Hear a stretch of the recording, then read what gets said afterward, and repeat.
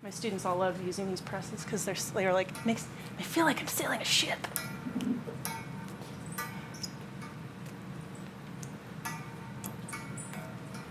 This is always like one of my favorite parts of printing is getting to see the print come out the other side of the press. Oh, that's good proof. Happy with that.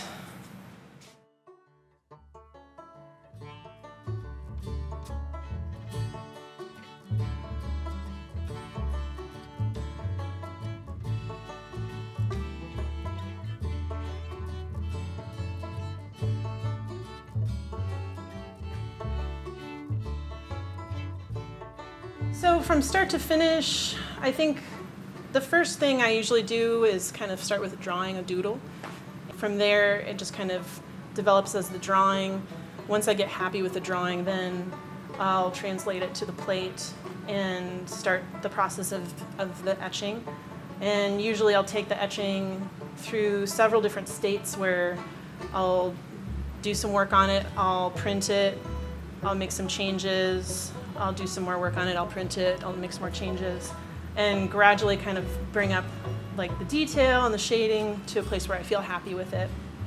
I had this idea for this print. I wanted to have just this profusion of growth and leaves and plant forms just kind of like exploding on the paper. So for me, I want to feel like it feels right, like when I look at it, and I have to kind of get to that place where it's like, yeah, that looks right. And it's so unconscious at this point. Like it's kind of hard to explain exactly how to get there because every print is different, and I kind of have to be sensitive to what the print is telling me to. There was a book that I was looking at that was talking about how we're all created in the image of God, and God is continuously outpouring of himself, and so as image bearers we all reflect that. And so part of that, I see that as that we're all creative beings. Because we were all created in God's image and he's creative, so therefore we are all creative.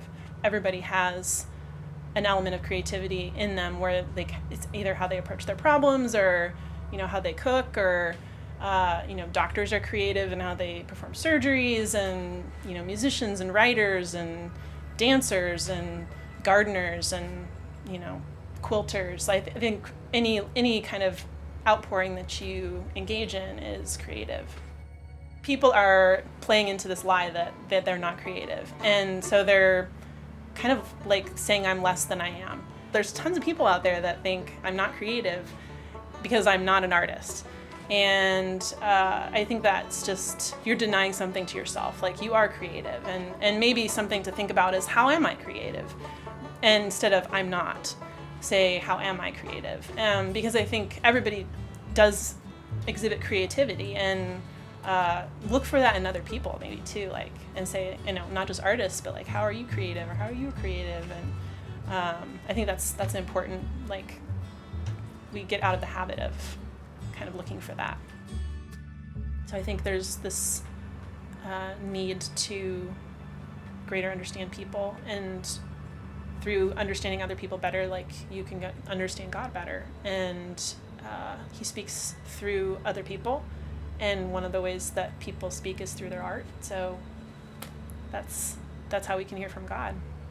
And is it going to be like perfect? No, because we're not perfect. But I think there's so much beautiful art out there. And I think I've had moments where I've seen pieces and just been like, oh, that's awesome. Like, and there's something in me that just resonates with it. And it's how God blesses us too, I think.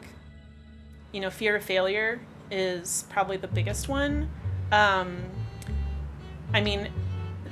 you make something really awesome, there's this fear, like, I'm never going to make anything better than that. Like, that was it. Like, I've just plateaued. I think, having to kind of wrestle with that and kind of confront, like, this makes me uncomfortable, and pushing through that, it's part of the creative process. But it's a really uncomfortable part, and nobody likes to go through it. And you just kind of get stuck in this place, and the last thing you want to do is make art. And that's what you need to do. You need to make some crappy art. Yep. And like, you will figure something out. Like, I've had it happen so many times where I'll just sit down and I'll make something bad, and then I'm like, ooh, I could do this. And it's that you have to get yourself into that place where you can like hear, and then it'll like lead you somewhere. But if you can't even sit down and do that, and I think that's part of the discipline part of it, is sitting down and being present.